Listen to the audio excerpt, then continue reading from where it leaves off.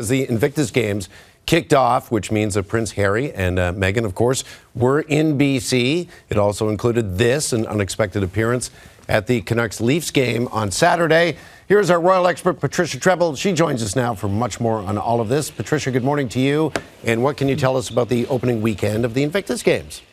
Yeah, it has been a busy, busy time for Harry and Meghan. They arrived on Friday, and since then they have not stopped. As you mentioned, the puck drop at the Canucks game, they won. You had the opening ceremonies, of course, at the Invictus Games on Saturday, and then really they've been spending most of their time with the competitors and their families, and that really is the tradition of the Invictus Games because it is about them.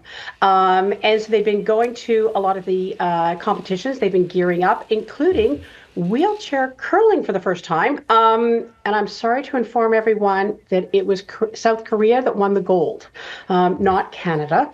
But we're going to be seeing a lot of them, especially out in Whistler, as a lot of the winter sports are going to be held out there. And this is going to be a very busy week for them. Okay. All right. Meghan has been busy posting on Instagram, and Nelly Furtado actually posted this photo with Meghan that featured a Harry photobomb. Yeah. So, which is amazing because after spending so many years off social media, the couple are back on it in a big vengeance. I mean, not only the Nelly Furtado thing with, Harry trying to be serious going behind them, which of course got them laughing, but Meghan has been posting just an absolute whirlwind to her own account, and images and videos, and a lot of it is the behind the scenes look at the Invictus Games, and it's just a complete 180 from where they were even a year ago. Mm-hmm. All right, as we've discussed, Patricia, there was concern that Harry might not be, allowed back in the U.S. now that Donald Trump is in power. Where does that all stand? I'm going to say I don't know.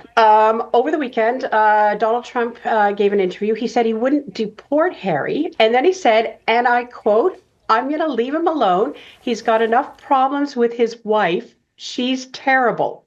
End of quote. I'm not going to touch that, but what I will say is that this is a president who has been known to change his mind, as you were just talking about the steel tariffs that are coming in today.